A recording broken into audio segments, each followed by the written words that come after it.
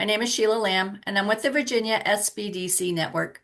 For those of you that are not familiar with our organization, the Virginia Small Business Development Center is a partnership program between the U.S. Small Business Administration, George Mason University, and local host institutions throughout Virginia. With 26 locations across the Commonwealth, we provide training and technical assistance to small businesses in their local communities. Our one-on-one advising services are available at no charge. Today's webinar, Trademark Basics, is presented by the Virginia SBDC Network in collaboration with the U.S. Patent and Trademark Office. We are recording today's presentation, and it will be posted on our website, virginiasbdc.org. Due to the large number of participants, everyone's microphone is muted and the chat feature is turned off. But if you have questions during the presentation, you can type those into the Q&A box. We have also enabled a live transcript function, which you can show or hide via your own meeting controls. And now it is my pleasure to introduce our presenter for today's session, Jason Lott, Interim Regional Director, Western Regional Outreach Office, United States Patent and Trademark Office. As Interim Regional Director of the USPTO's Western Regional Outreach Office, Jason carries out the strategic direction of the Undersecretary of Commerce for Intellectual Property and Director of the USPTO, and is responsible for leading the USPTO's Western Office in San Jose, California. He ensures the USPTO's initiatives and programs are tailored to the region's unique ecosystem of industries and stakeholders. Jason previously served as the USPTO's managing attorney for trademarks customer outreach, specializing in helping small business owners understand trademarks and the federal trademark registration process. He also presented to experienced practitioners on advanced trademark topics, providing them with the tools and expertise to better serve their clients. Jason began his career at the USPTO in 2000 as a trademark examining attorney. Please join me in welcoming Jason Lott. Well, thank you very much, Sheila. So folks, my audio has been a little bit weird, so forgive anytime my audio kind of drops out. It's going to come right back in, I swear. So thank you very much for the invitation to come and chat with you guys today about trademark basics, what every small business should know now, not later. I kept my old title up there because that is probably most relevant to what we're going to talk about today. I spent a lot of my career trying to help folks just like you understand trademarks, what they are, why they're important, and how the federal registration of your trademark can help you build your business. So this is what the next hour is going to look like. We're going to hit some trademark fundamentals. We're going to hit some benefits of federal trademark registration. Why would you even bother to register your trademark with our agency? We're going to spend time talking about how to select or choose or create a strong trademark. We're very briefly going to talk about filing and registration, just so I can give you some highlights. We're going to talk about some resources, and then in any time remaining, we will get to your questions. So let's quickly dive into what in the world a trademark actually is. So a lot of times people think they know what it is, or they're pretty sure they know what a trademark is, or maybe somebody somewhere told them they needed to trademark the patent on their copyright or copyright the patent on their trademark. And they're like, I don't exactly know what that is, but it sounds pretty important, like I should do it. Well, first of all, doing that stuff I just mentioned is not really actually a thing, and you're going to understand that as we dive a little deeper here. So what exactly is a trademark? Now, I could start off with a boring legal definition, but sometimes I think it helps to think about the trademarks that you see in your everyday life. So I'm sure that everybody on the call today recognizes the logo you see in the top left-hand corner. It clearly is the Apple logo. But my question for you is, what product or service do you think of when you see the Apple logo? Now, for me, anytime I see it, boom, I'm automatically thinking about phones or tablets or laptops or desktop computers or earbuds or watches or streaming services. I'm thinking about the very specific products and services that Apple provides. What about Coca-Cola? You see Coca-Cola, boom, you're automatically thinking about their soft drinks. McDonald's, boom, hamburgers and french fries. Amazon, buy whatever you want and get it in 2 days. Maybe less, depending on where you live in the country. Samsung, boom, personal electronics. Microsoft, hardware and software. Google, search. Nike, shoes. Ford, trucks. You see, every time you see a trademark, you're associating it with very specific products and services. And that relationship between the trademark and the underlying product or service is key. Without that relationship, it is not a trademark. It's just a word or a phrase or a cool looking graphic or icon or something along those lines. It's not actually a trademark unless it is being used to indicate the source of specific products and services. And that is what that boring legal definition of a trademark is. A trademark is any word, symbol, design, or a combination thereof that identifies the source of goods and services and distinguishes them from the goods and services of another party. All right, so maybe you have that friend, or maybe it's you yourself. Maybe you come up with a really kind of cool slogan and you're like, trademark, haha, I just said it, I trademarked it. That means that it's mine. Well, not necessarily. That's not exactly how trademarks work. Remember, a trademark must be used to identify the source of specific products and services. Another way to think about it is legal protection for your brand. Now, I'm assuming we have a lot of small business owners in the house today. Maybe you're already up and running, or maybe you're still in that process of thinking about it, or you're taking those steps to get your business up and going.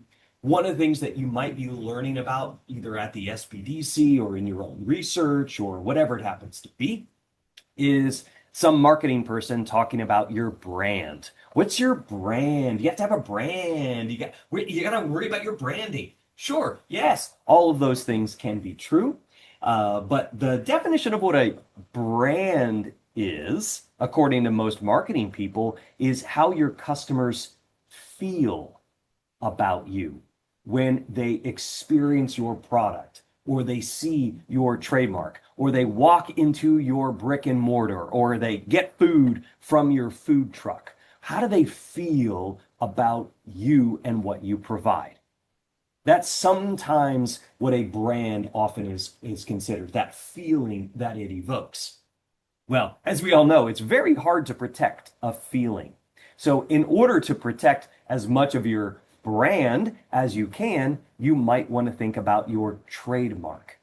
That is the way you can get legal protection for your brand, because a trademark is a part of your overall brand. All right. So now that we know what a trademark is, it's something that indicates the source of specific products and services. Let's talk about what a trademark is not. A trademark does not mean that you legally own a word or a phrase. It does not mean you can stop other people from saying that word or that phrase. And it does not mean that people owe you money if they say that word or that phrase. I have heard that before. Jason, if I trademark this, that means anytime somebody says it, they owe me a nickel. No, that is not how it works. So let's take an example from everyday life. Let's talk about Apple. So Apple Incorporated uses the word Apple as a trademark to indicate the source of their phones. They also happen to have federally registered that trademark with our office. That does not mean that Apple owns the word Apple. It doesn't mean that they can stop me from saying the word Apple. Apple, Apple, Apple, Apple, Apple, right? I can say it. And it doesn't mean that I owe them money because I have said the word Apple. But what it does mean is they are claiming an exclusive right to use the word Apple to indicate the source of their various products and services. So if I somehow invented a new smartphone and I wanted to call it an Apple phone, yeah, I'm probably not going to be able to do that. Apple Incorporated is going to have something to say about it. And if I applied to register that with the USPTO, most likely the examining attorney would say, stop it, Jason, you can't do that. You know that Apple is the one who has the trademark and the trademark registration in this case. Okay, so now we know both sides, what a trademark does and what a trademark does not do. Let's go a little deeper. If you want to be hyper technical about it, a trademark indicates the source of products. A service mark indicates the source of services. But really, folks, you don't have to worry about the difference between the two. The word trademark is often used in an all-encompassing fashion to refer to being the source of both products and services. You can even refer to it as a mark, and that's okay too. All right, so let's talk about the most common trademarks that we see on a regular basis. I like to think about these as the big three when it comes to trademarks. That would be brand names, slogans, and logos. Probably if somebody mentions the word trademark to you, or you start thinking about it in terms of your business, this is what you are thinking about. You're thinking about what your brand name might be for your product or the brand name for your service. Or maybe you're working on developing a logo that you are going to be putting on your products, or a logo that you'll be putting on the advertising for your services. Great. That is what most brand owners are going to do, at least at a very base level. And for some folks, that's all they need. They just have a brand name and they protect it, and that's all that they want or need, and they can have a very good business life just protecting their brand name alone. So, if this is you and you decided, yeah, Jason, I do have a brand name that I want to protect with you, what can I do about that? Well, one thing that you could do is apply to register the name itself. So you can see in the bottom left-hand corner there, we see the word Coca-Cola, and it looks a little different than you typically see it. It typically does not appear in their advertising or on their products in Times New Roman font. But this is one of the ways that they registered their brand name with our office. And they did it for a very specific reason.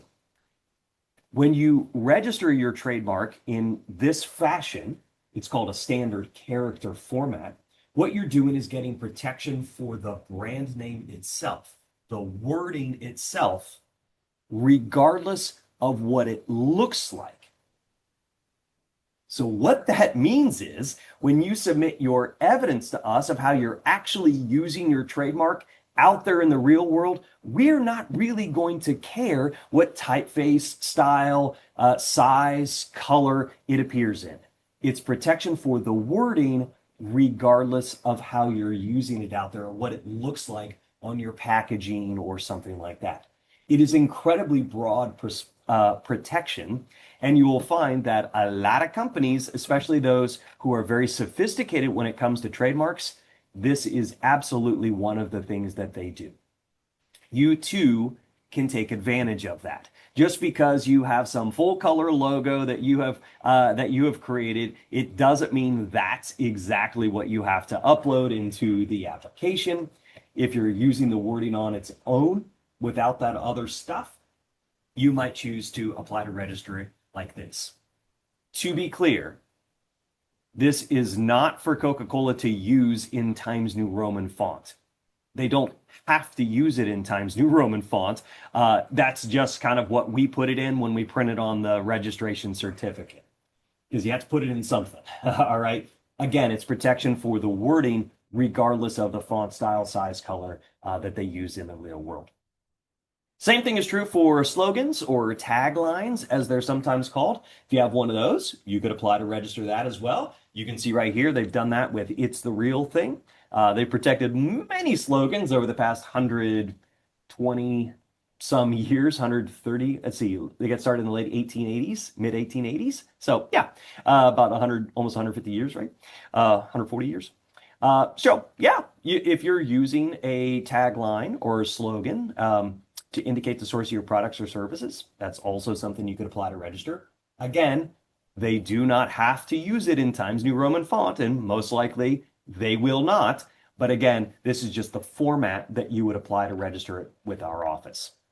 If you're someone who says, cool, Jason, but I have a logo and I want to protect what my trademark looks like. Sure, Yes, that is potentially something you could do. Here's an example. Coca-Cola has applied to register the Always Coca-Cola button, combination of wording and a design. There's also the two-dimensional Coca-Cola bottle shape.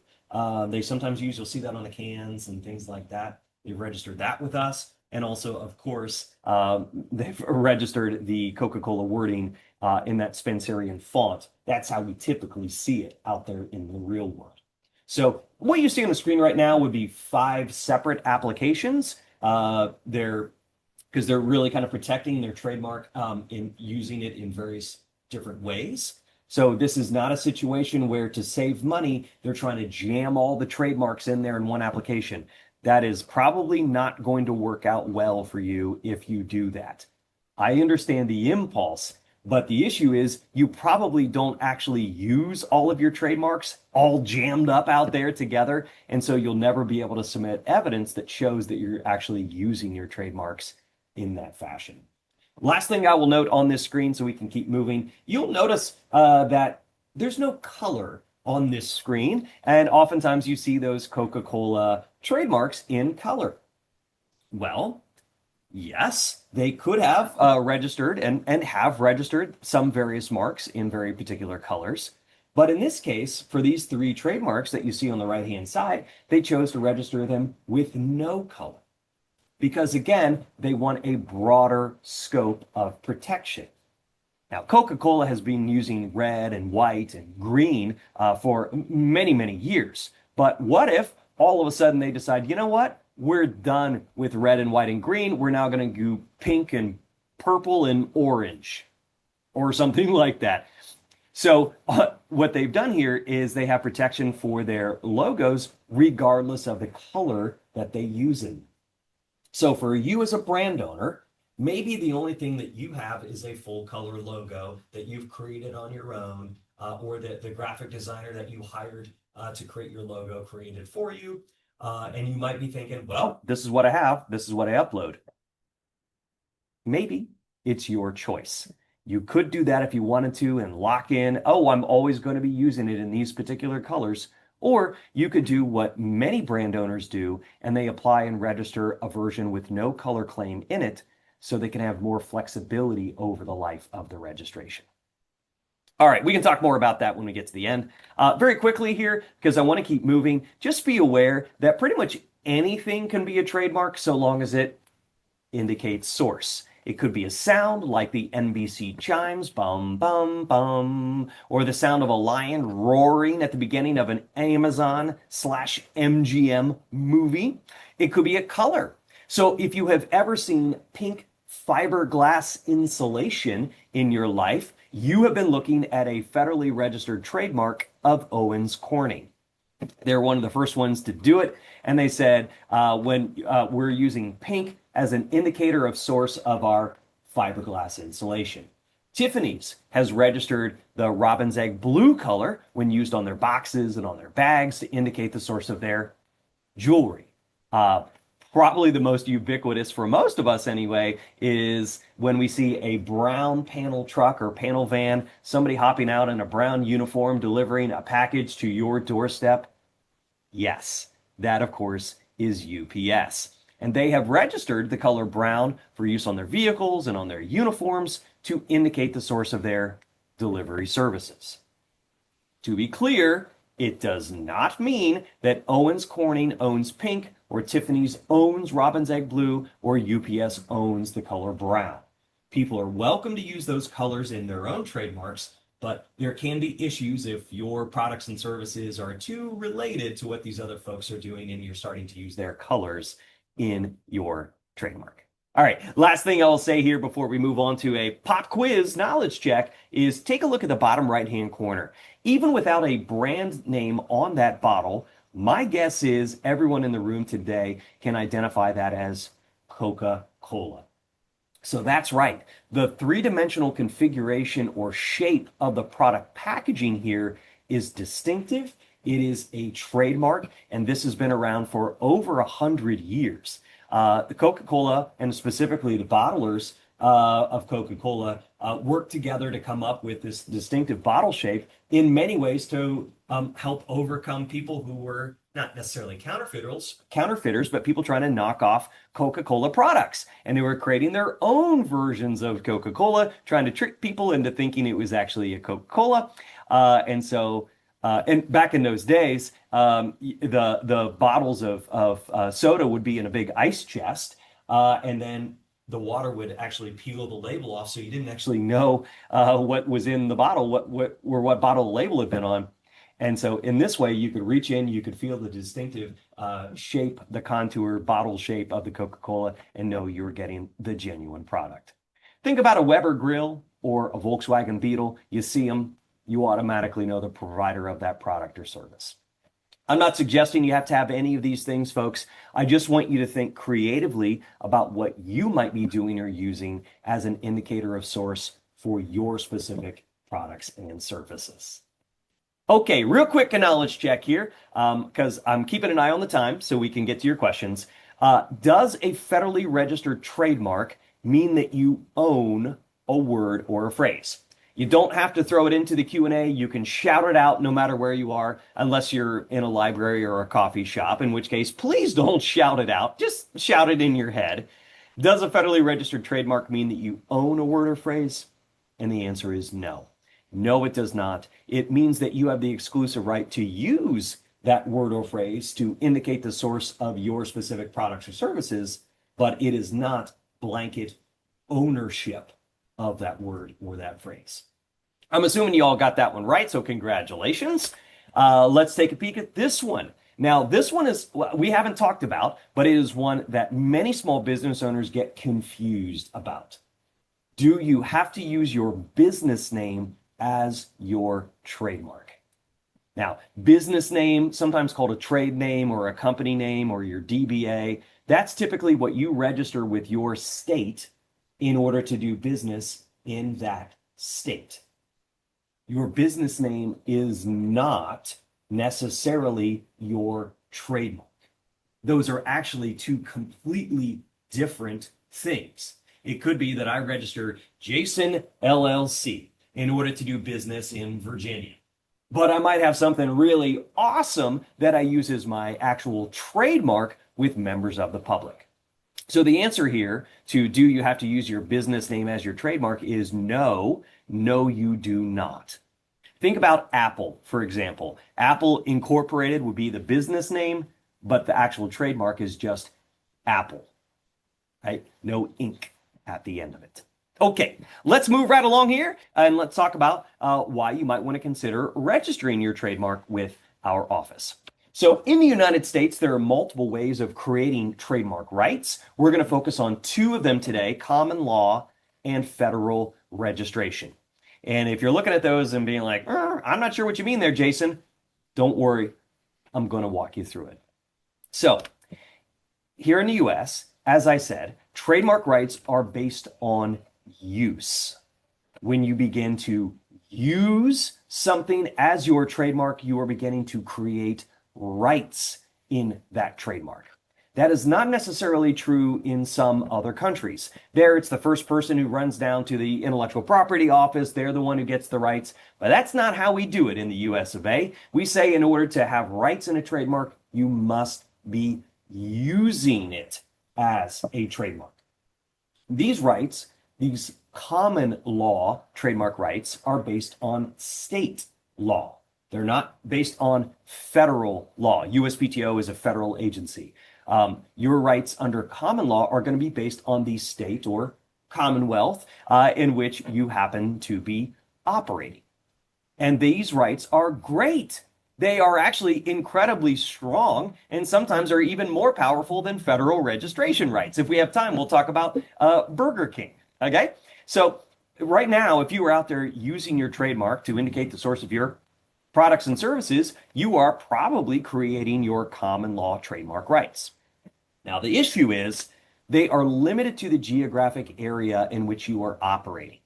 So for some of you who operate online, yeah, this is sort of a separate sort of thing. But for this illustration purposes, let's say that you are just, using your trademark at a, I don't know, farmer's market in Alexandria, Virginia. You're not online, you're not advertising on the socials. You just roll up to the farmer's market and you sell your artisanal pickles or whatever it is that you're doing there at the farmer's market, and then you clear out. Well, your rights would be perhaps limited to that geographic area in which you're actually operating.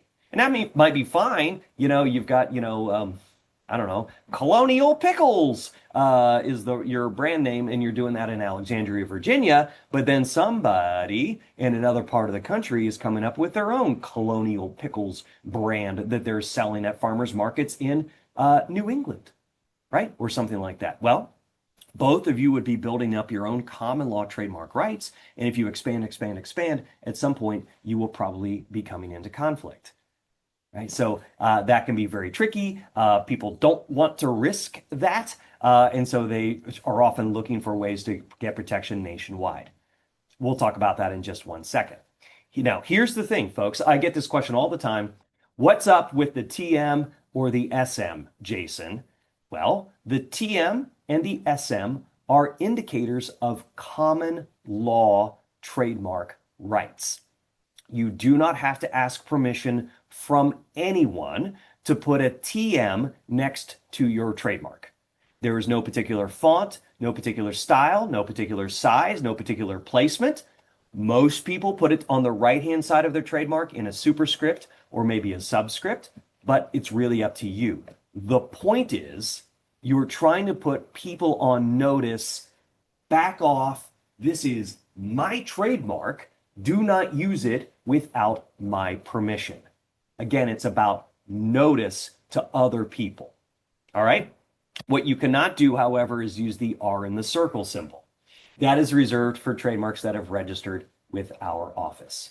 So for those of you who are already up and running, some of you might be right now, looking over on your laptop, and you're on boop, boop, boop, boop, boop, boop, and you're adding a little TM to your trademark on, for the next round of products you're going to pump out, or you're adding it on your website, or whatever it is that you're doing. Okay, so these rights under common law are based on state law, and they can actually be very powerful. But as I said, sometimes, though, if you haven't federally registered, you come into conflict with other people who are also creating under common law their own trademark rights. So oftentimes what people do, if they want to expand or they're planning to expand, they're going to franchise, whatever, they want to make sure that they have federal registration. To be clear, federal registration is not a requirement. There is no law that says you must register your trademark with us. A lot of people choose to do it because of the benefits that it provides, but it is not a requirement that you do it. But let me tell you why people do it. So if you're able to get to federal registration, you get these rights created as soon as you register. It creates a legal presumption that you own the trademark and have the right to use it throughout the entire United States and its territories. So no longer are you limited to protection in Alexandria, Virginia, farmers market area, or this other guy up in New England, but instead presumption is you own it across the entire United States. And also as a legal presumption, you can say, Judge, check this out. I have a federal registration certificate here. I don't have to necessarily prove that it is my trademark. The presumption is that it is mine. And it flips the burden over to the other guy for him to prove that somehow he has stronger rights than you do. You are putting the public on notice of your rights. You can bring legal action concerning your trademark in federal court. You can record your federal trademark registration with U.S. Customs and Border Protection. This is one of those little known benefits that a lot of people don't talk about, but I think is one of the coolest things possible. So if you are in an industry in which there are counterfeiters, which is a lot of you, I am sure, this is something you're seriously going to want to consider. So what you can do is say, hey, CBP, I've federally registered my trademark with the USPTO. I would like to record that fact with you. And CBP says, cool, thank you very much. Give me some more information. And you give them more information, educate them on your trademark, how they can recognize it and so forth. And they say, great. And then those folks are going to be at our ports and borders on the lookout for things that might be trying to come into this country, which are not yours and that infringe on your trademark or are a counterfeit version of your products and services bearing your trademark. You can hear about these seizures that sometimes happen. In fact, I don't know if it's the History Channel or one of those channels. They've got a whole series of shows where they show customs and border protection agents, seizing shipments and things like that. And folks, this is not just messing around, all right? This is like a couple $100,000 worth of counterfeit tobacco products or Labubus and Pokemon characters or millions of dollars of counterfeit Apple chargers. And it's not just, electronics and stuffed animals. It's things like food and beverage, these electronics and software, the clothing, the footwear, could be personal protective equipment, pharmaceuticals. Oftentimes the pharmaceuticals that are made by counterfeiters have fentanyl in them. It could be personal care products like a face cream or a lotion or something like that, and it has acid in it or dirt. And people have actually been seriously injured by using these counterfeit products. So we as a country do not want that to happen, right? We want to make sure your customers are well protected and that are buying the legitimate product that helps them, and it also helps you as the brand owner.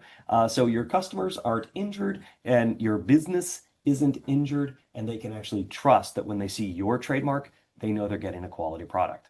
So that's one of the lesser known benefits of federal registration. I try to talk about it as many times as I can because I think it's so cool, but it's something that may be of value to you as well.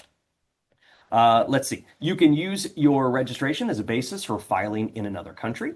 Trademark rights are country based. In some cases, it's region, but you can really think about it as a country basis. And so that means if you want protection in the US, you file and register in the United States. If you want protection in Canada, you file in Canada. In Mexico, you file in Mexico. There is no one place you can go, file, and all of a sudden have protection around planet Earth. That does not exist. So what we have is agreements with countries around the world. If you are registered here, you can use that to try to extend protection into the various countries that you choose. But be aware, you're still having to submit applications, you're having to pay fees and do all the sorts of things that those countries require. It's not automatic, but it's a way for us to maybe help ease that ability to try to register. Okay. And last thing I'll say here is at this point, you no longer need the TM or SM, and instead you use the R in the circle symbol. Okay. All right. I'm looking at the time. Are you required to register your trademark with the USPTO? I am sure that those of you driving along in your car just shouted out, no, right? Or maybe those of you at the gym just got a funny look when you shouted this out. You are not required to register your trademark with us.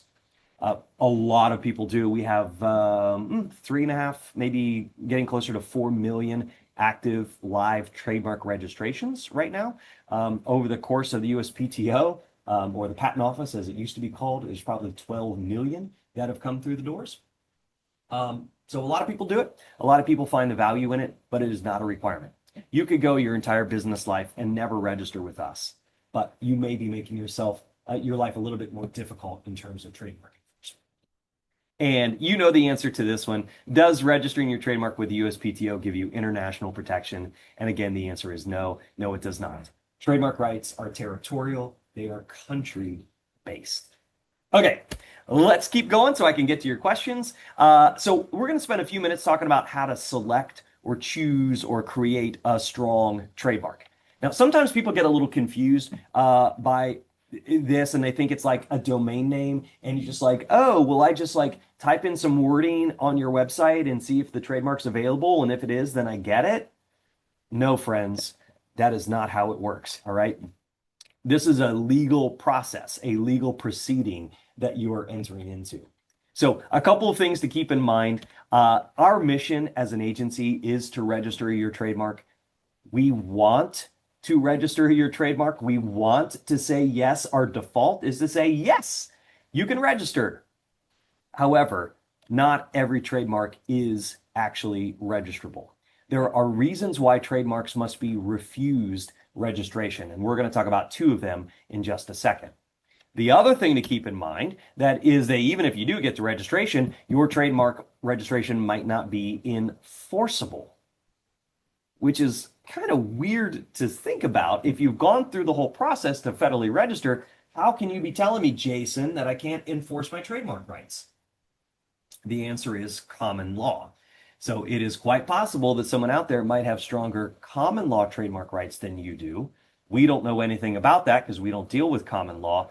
And so the goal for you as a business owner and as a brand owner is to make sure that you are creating a trademark that is both federally registrable and legally protectable. We're going to talk about two things that are going to help you with that, okay? So these two main concepts are the two main reasons why trademarks are refused: likelihood of confusion and descriptiveness. If you can overcome these two things, you have a pretty good shot of getting to registration. It's not a guarantee, but these are often the reasons why trademarks are refused registration. Now, if you're looking at that wording and you're saying, I think I can figure it out, but I'm not real sure, don't worry, I'm going to walk you through this as well. So, likelihood of confusion is the one that you probably think about the most if you ever think about this stuff at all. And it comes from the concept of us wanting to avoid a situation in which consumers are confused about the source of a product or a service. This, in some ways, is what Coca-Cola was dealing with in those early days of bottling, when there were a bunch of other people out that were out there, like, Coca-Cola or Toca-Cola, or all the different variations on Coca-Cola that people were coming up. So the issue is we don't want consumers to be confused and perhaps buy the wrong thing, right?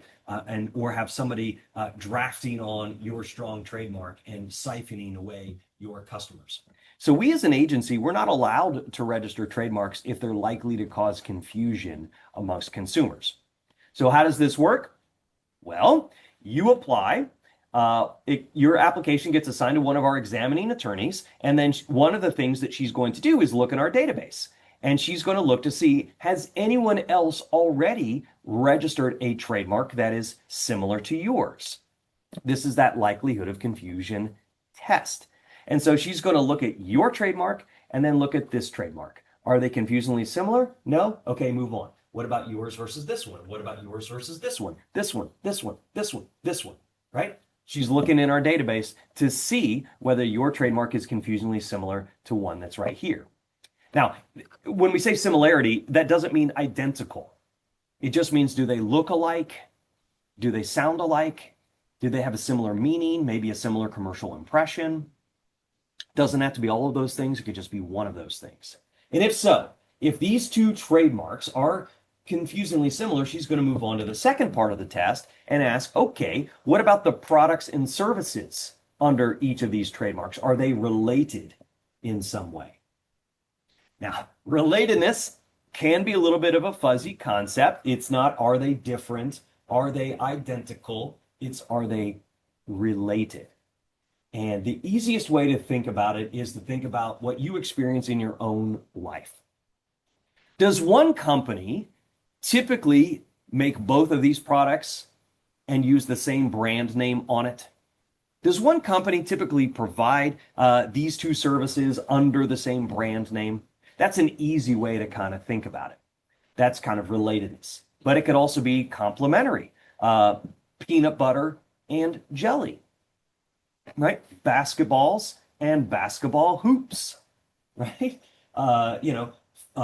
Baseballs and baseball gloves. Those products are different, but they are related. So the examining attorney is running this test. Are the trademarks similar? And in addition, are the goods and services related? And now she's not just basing it on, let's see, have I ever seen in my lifetime? No. She's doing research to uncover whether there are other folks out there who are using the same brand name on this product and this product, those sorts of things. If that second part of the test is a no, no problem. Okay, so think about Dove, for example, as a brand name. When I say the brand name Dove, maybe half of you think of soap, the other half of you think of chocolate or ice cream. Totally fine for two different companies to register the brand name Dove for their products because we as consumers are not likely to be confused because there isn't much evidence out there that there's one company or multiple companies using one brand name on both soap and chocolate or soap and ice cream. Okay? All right. So the answer for this test always has to be a yes. Let me walk you through a couple of quick hypotheticals. Let's say that you wanted to register T. Markey as a brand name for shirts. You apply to register. The examining attorney looks in our database and she uncovers, uh-oh, someone has already registered T. Markey as a brand name, but for pants. Is this going to be a problem? And of course, the answer is yes. Trademarks are similar and shirts and pants are related. There's going to be plenty of evidence out there that brand names use the same brand name on shirts that they do on pants. I mean, think about Levi's, Lee's, Carhartts. We could probably come up with 20 off the top of our head right now, right? So in this case, refusal. Let me switch up the hypothetical. You apply to register T. Markey as a brand name for shirts. The examining attorney uncovers T. Markey has been registered for pants. Is this a problem? And again, the answer is yes. We already know that shirts and pants are related, so really it boils down to, is T. Markey similar to T. Markey? Yes. They might not look alike, but they sound similar. And so that is enough here too, refusal.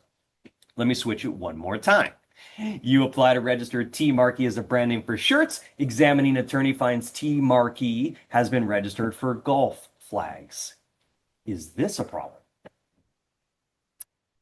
I am not sure. Okay. First of all, I'm not allowed to give you pre-application analysis and advice, so I couldn't really tell you. But the other issue is I haven't done the research. I don't know the golf flag industry. So I don't know. In the golf flag industry, are companies that make golf flags, are they also using their same brand name for shirts that they sell to the public?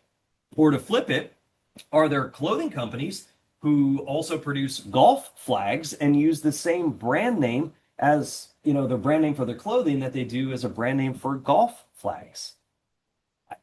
I don't know. I mean, it's possible it is, but it's also possible it isn't. It'll really always boil down to the research. And the reason that I raise this is because you can do this research on your own. In fact, we encourage it. Before you apply to register, you can do your own searching in our database, looking for those confusingly similar applied for or registered trademarks, and also try to figure out, are these products and services related? If they're not, move on. If they're not, move on, move on, move on. Uh-oh, I found one. This one could be an issue. Let me research it more. This is called clearance searching. You're clearing the area around your trademark. And you're doing it before you file so you can avoid a situation of getting a refusal and you don't get your filing fee back. Okay, so you can save yourself time and money by doing this research in advance. We always recommend that you look online to try to find common law use that might be out there. You're looking for common law use here in the United States. You can use your favorite search engines to try to find this stuff. You will not find common law trademark rights in our database. We do not deal with it. So you would have to look elsewhere for that stuff. If all that sounds like too much because you're like, Jason, I'm trying to get my business off the ground. I do not have time to do all the searching. I get it. Okay. Which is why we always recommend hiring a U.S. licensed trademark attorney to assist you. That attorney can do your comprehensive clearance search for you, looking at a whole lot of different places, not just in our database or online, but a whole bunch of different places to determine whether your trademark is likely to be refused. One other thing that I would note here, I know because I talked to a lot of brand owners and like, Jason, oh my goodness, I woke up in the morning and in my head, in my dream, I came up with a perfect trademark. It has to be this. Okay, but maybe you could also come up with an option B and option C, because it might very well be the case that your option A is not going to be able to register. Your attorney might do some searching for you and say, uh-oh, this one is not going to work. What else you got? And so you might talk about your option B, option C, and they can also search those to see And maybe it's your option B or C are the one that you can actually get registered, whereas option A and B, even though they were perfect, are things that you couldn't. It happens all the time. Big businesses, they to, and if you want to emulate them, they're not getting locked in on a very specific trademark, and they're open to other options in terms of what they can actually protect. Okay, moving right along here. Last knowledge check real quick. You guys will get this super fast. Let's say that based on what you've learned here today, you are going to apply to register X seed as a brand name for agricultural seeds for your business, but you did some searching in the database and you discovered, uh-oh, someone has already registered X seed as a brand name for live plants. Is this a problem? Yes. X seed versus X seed.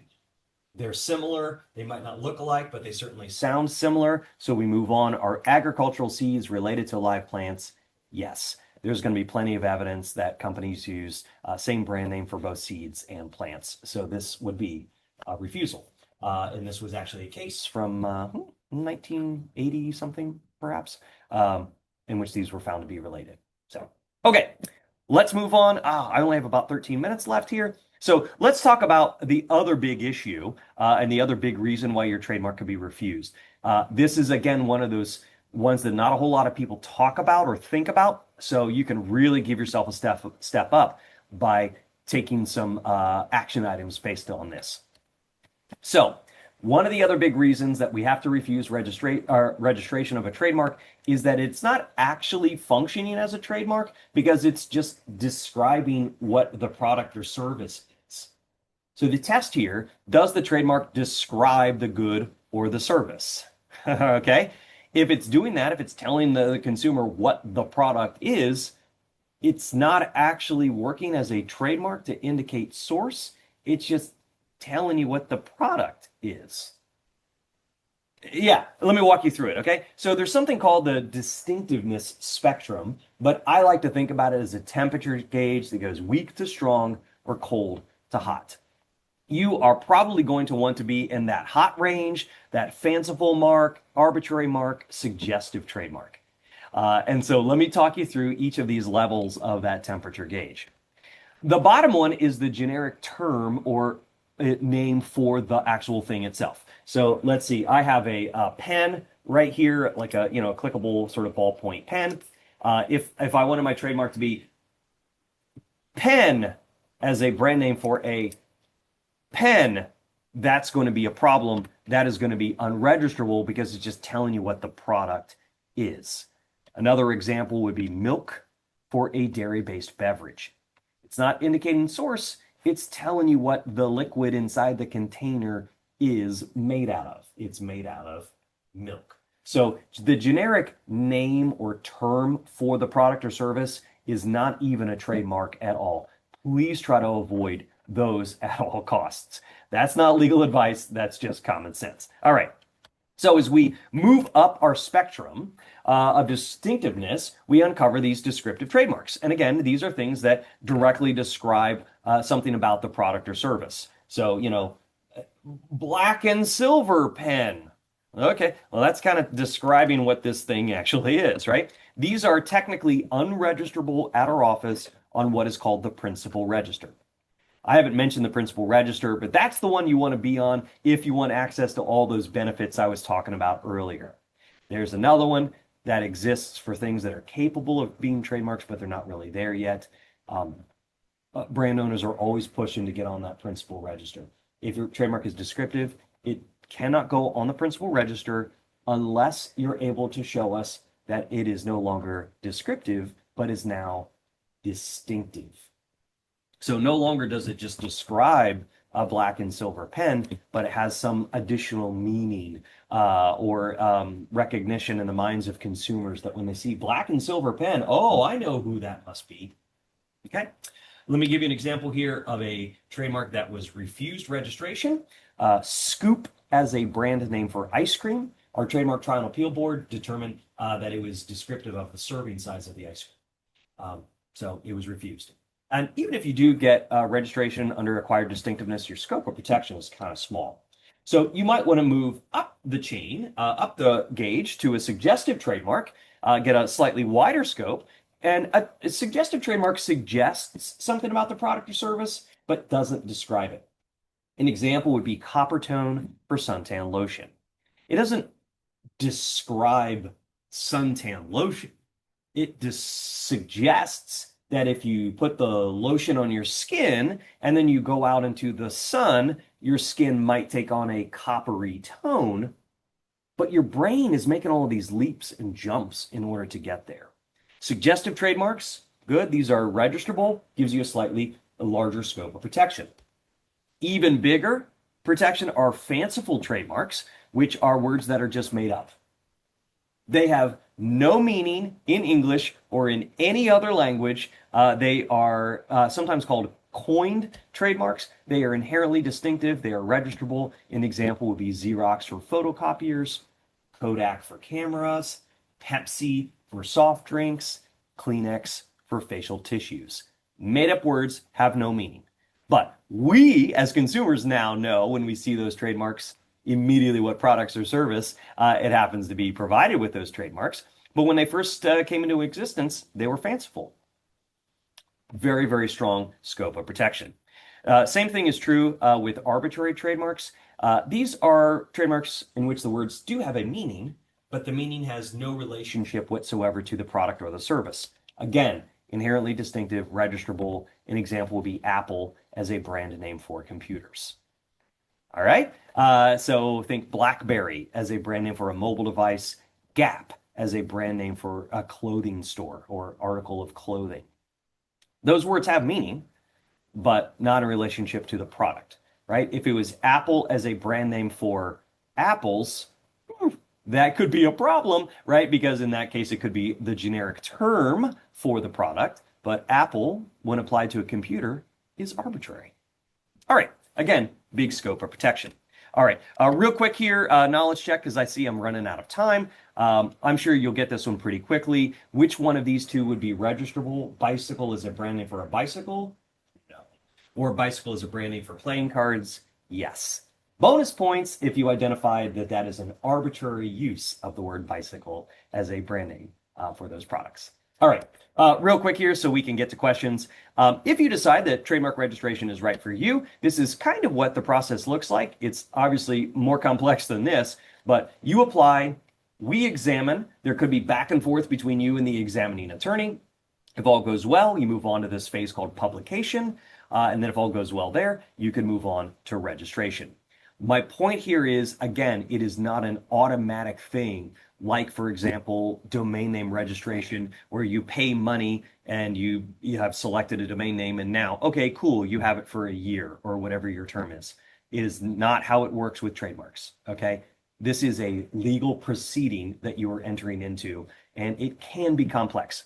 It's not always, I'm not trying to scare you off, but just be aware it's not pay money, get registration.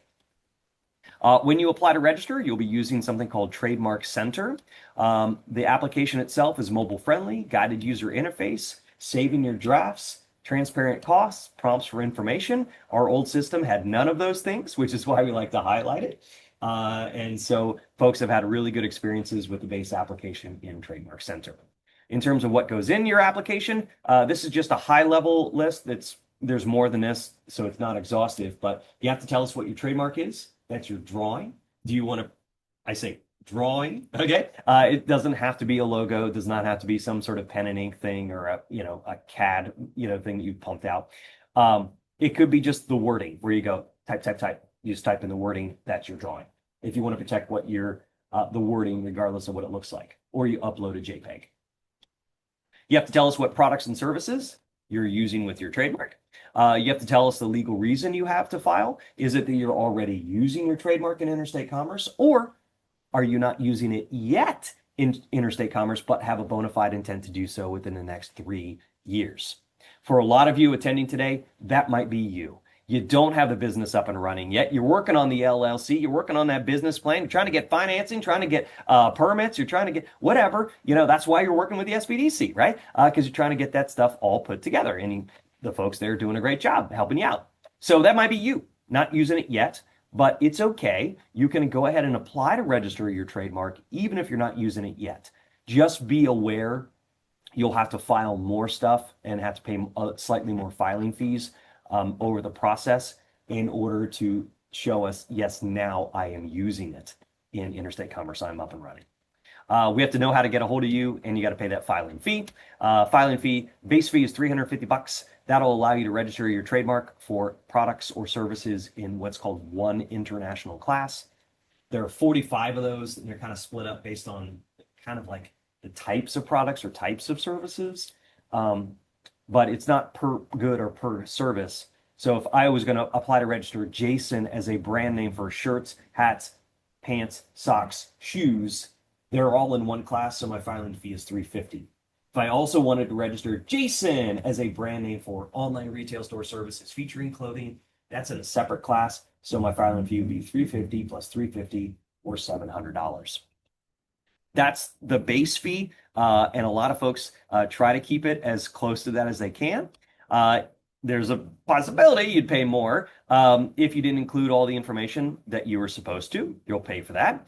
And if you decide, you know what, even though you have given me an entire list of wording that is acceptable for describing my products and services, I want to write my own.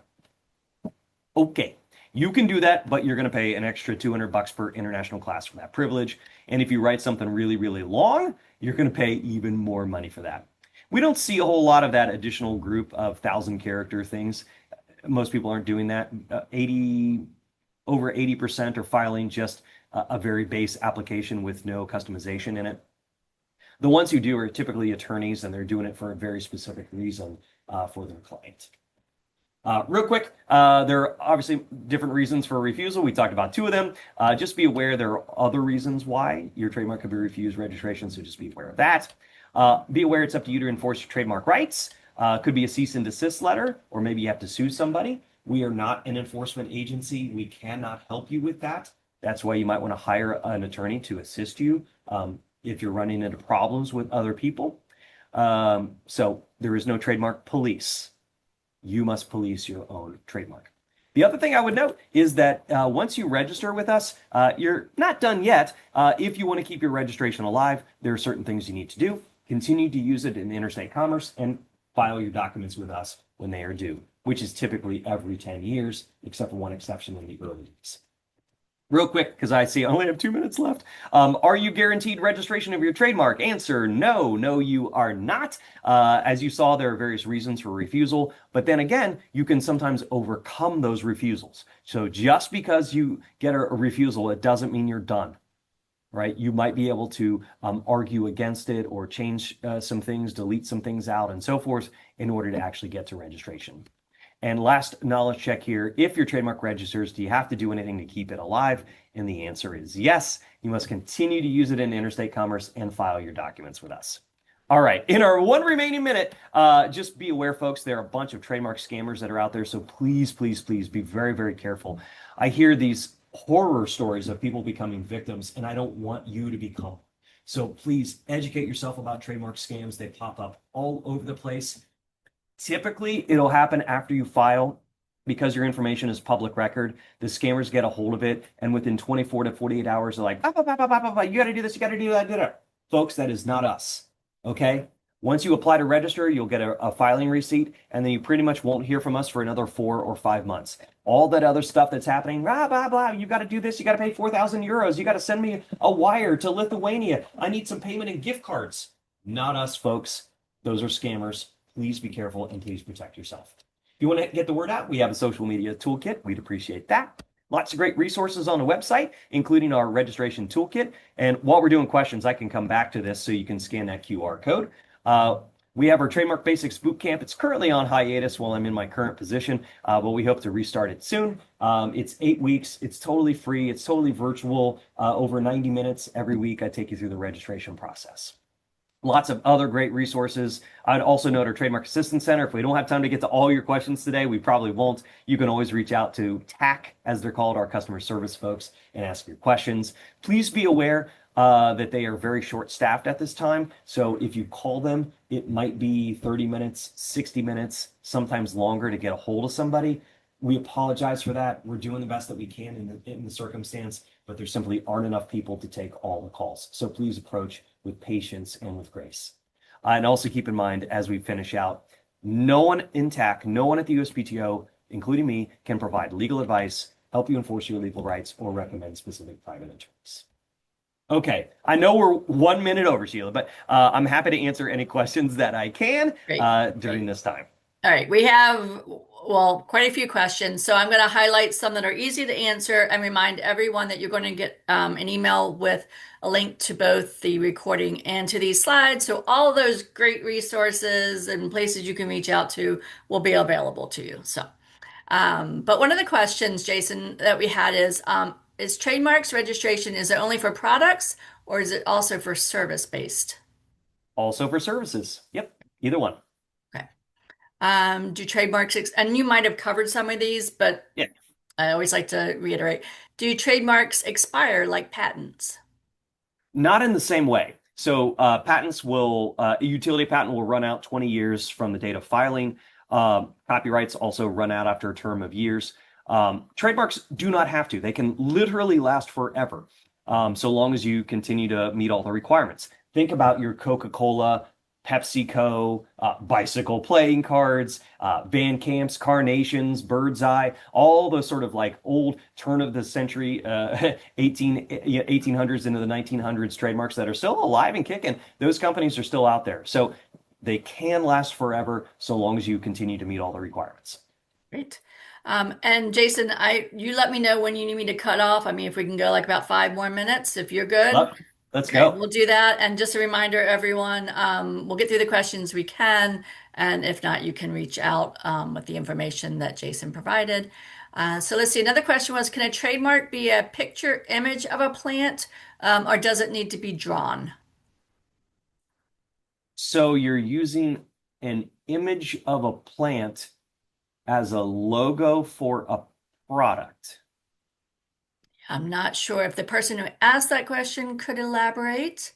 So, I mean, I guess the quick answer is yes, a photo can be your drawing, uh, but most of the time people do it as, it's either if it is going to be a sort of logo like that, hand drawn or computer aided design or something like that. I would just be very careful if you're using a photograph of, and certainly if it's a photograph of the product. Okay. So I think there's probably some more things that are going on here, which I can't necessarily Sure, answer without more information. of course. Real quick, can you go back to the slide that had the QR code on? Thanks. There you go. Okay. Another question. If there is a refusal and you need to make changes, do you have to pay again? No, not necessarily. Um, So if you're right, I mean, just to file a response, no, you do not. To make a change, no, you do not. The only thing that might be a little weird there is if in the office action, the examining attorney said, "Hey, you identified your products as blankets, but blankets could be horse blankets, they could be, woolen blankets for use by children, it could be this, could be safety blankets, whatever, which those could all be in different classes." And so in that case, if you said, yes, you're right, I'm doing horse blankets and blankets for children, and those are in two different classes, you might have to pay an additional filing fee for the additional class that's being, now found in your application. But that's typically it. You don't have to pay to respond. You can pay for a 3 month extension if you need one in order to respond, but there isn't a back and forth like now you pay, now you pay, now you pay. So. Is there an email list you can sign up for to be notified of the boot camp? If that's in the slides, you don't have to, if you want to keep the QR code up, but just if there's an email list they can get on. Yeah. Um, Uh, yeah, you can subscribe. Here, yeah, here's what I would do if I were you folks. So this is uspto.gov. Come all the way down here to the bottom. You'll see this receive updates from the USPTO. Just pop your email in here. There's a whole bunch of different stuff that we send out, whether it's trademarks, patents, USPTO wide. So you can subscribe to all sorts of various things. If and when we announce the next session of boot camp, it'll go out through an alert. So this is the way to do it. Thank you for that question. I appreciate somebody bringing that up. Yeah. Let's see. How long does it usually take the process of a trademark, your business name brand to get approved after filing? Is it required to hire a trademark lawyer to go through the process after filing? Great questions. The typical average time is around 12 months to 18 months, but it really depends. It could be shorter than that. It could be way longer than that. You may never get to registration, but the average is about a year to a year and a half to get to final disposition. The answer to do I have to have an attorney really depends on where you are domiciled, with you or your business. If you're domiciled here in the United States, you are not required to have an attorney represent you. We recommend it, but you're not required to. If you're domiciled outside the United States or its territories, yes, you are required to be represented by a U.S. licensed attorney. That is a requirement. But if you're domiciled here in the U.S., you can do it on your own if you want to. About 25% of our applicants do it on their own. Some of them are very successful. Some of them probably wish that they had an attorney representing them. It really just depends on the facts in your case. We have another question. If a registered trademark is expired, could I use something that resembles it and register it without an issue? Yes. So if a trademark registration expires, and there's nothing else in our database that is confusingly similar, you could potentially register your trademark, even if it is similar to that one that was registered. Just keep in mind, however, that common law trademark rights and federal registration rights are different.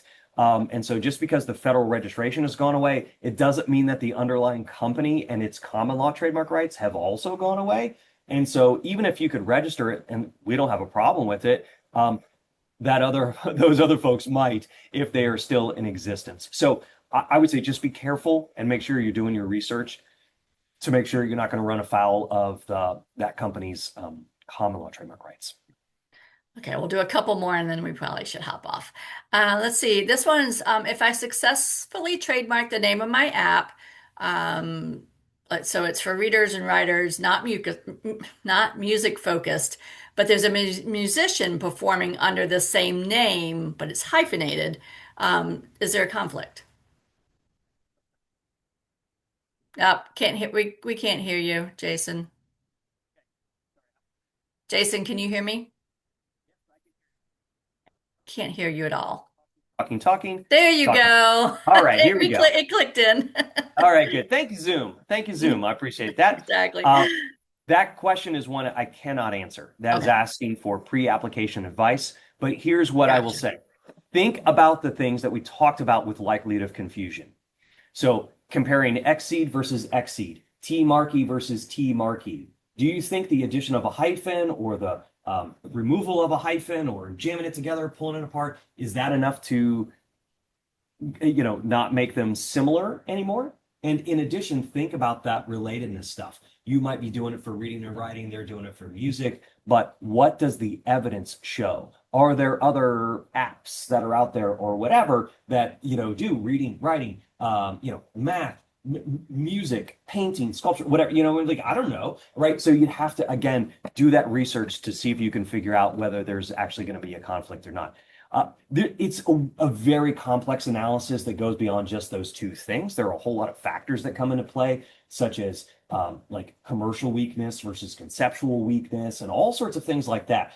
So I'm sorry I can't give you an answer, but there are a lot of things that you would need to think about to make that determination. And again, it could be a situation where it makes sense to hire a U.S. licensed attorney who specializes in trademark law to walk you through it and figure out whether it's a good idea or not. But thank you for asking that question. And so we had a question that came in early on. I'm going to read it just as it's stated and see if you can figure out for sure how to answer. How about if someone has a made-up name that is trademarked, then does the use of word that is not a normal word, but a made-up word, does it not come under trademark? I'm not sure how to answer that. Okay, yeah, I was kind of Yeah. with you on that. So that might be one to reach out to just because we're short on time. um, to the link that you would provided. How about we'll do one more. Um, so here's someone who they got a trademark. It wasn't the highest level because they were told it's generic and then they'd have to come back after using it for 5 years and then apply for a stronger protection. Can you explain what that means? Uh, if it's generic, my guess is the examining attorney did. So generic is a very special case. If something is determined to be generic, chances are it's probably never going to get to registration ever, even if you come back with stronger evidence. If it's descriptive, however, the examining attorney might refuse it and say, yeah, if you come back in, say, 5 years, sometimes that's a little bit of the standard, and say, yes, I've now been using it for 5 years. It is now acquired distinctiveness. So that is sometimes a suggestion that an examining attorney will include in the office action as part of the refusal and saying, hey, just putting it out there. If you are using it for a long enough time, you might acquire distinctiveness in that trademark, and therefore it could be registered, even though we're now finding it to be descriptive. Okay. So They did give the name of it. I don't know if this is anything you can address. So it was Proverbs 31 Design. okay, so things that are like Bible verses and things like that, that's even a completely, sometimes a different category altogether. Okay. I'm not allowed to talk about Okay. other people's cases. I'm not allowed to comment on a decision that an examining attorney has made, but I would note sometimes Bible verses and other things like that are considered to not function as trademarks at all because they're sort of known things. They're not indicating source, or perhaps it's just showing that, this is a Bible verse that I find to be relevant and important. It is my guiding principle or whatever. And so it's less functioning as a trademark in that case, and it's saying more about the person who's kind of using it as part of their trademark or their marketing, something along those lines.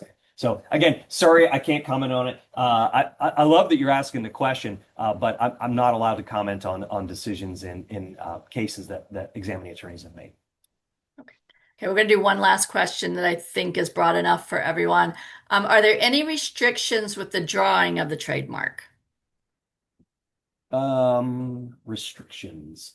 Besides like maybe file format, I think it's got to be a JPEG. I think we're working on expanding the file format to be other things, maybe JPEG and a PDF, I forget. But one thing I would do not include a TM, an SM, or an R in the circle in the drawing. That is for sure. But restrictions on the drawing itself. I don't know. I would say we have lots of information available on our website. Here, I'm just going to show you very quickly here while I'm sharing the screen. I don't know why I didn't think of this earlier. Jason. Okay.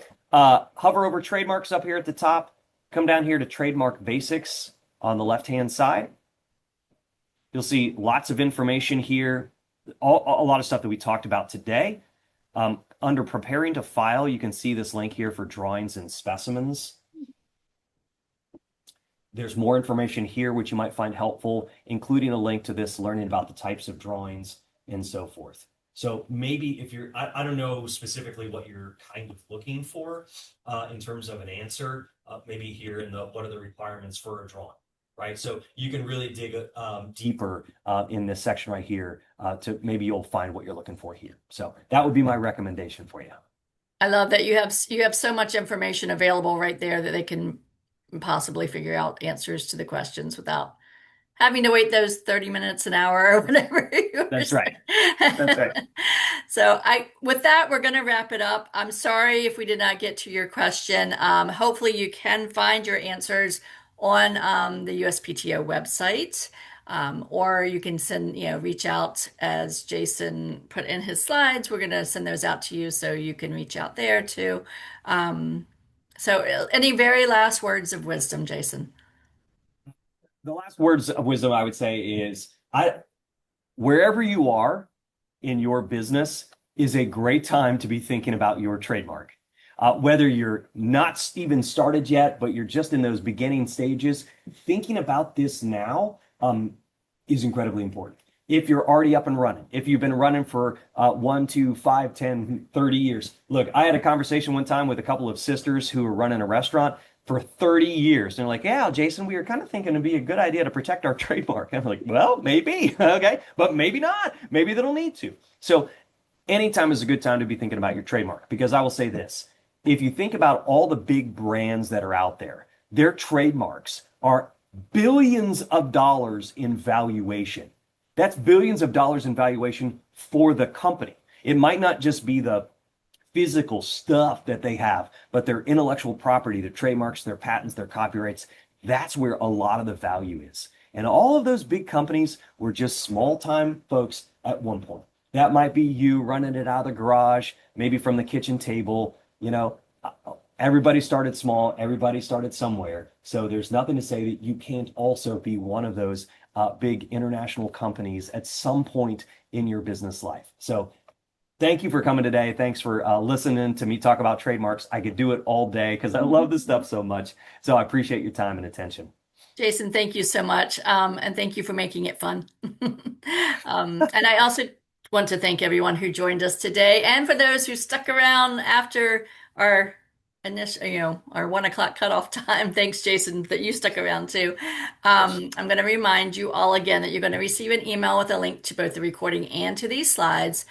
If you would like to sign up for upcoming webinars or access recorded webinars, please visit virginiaspdc.org/training. These resources are designed to be used in collaboration with your local SBDC advisors. You can sign up for a free and confidential session by emailing help@virginiaspdc.org or via our website. We hope to see you all at our next session. Thanks again, everyone.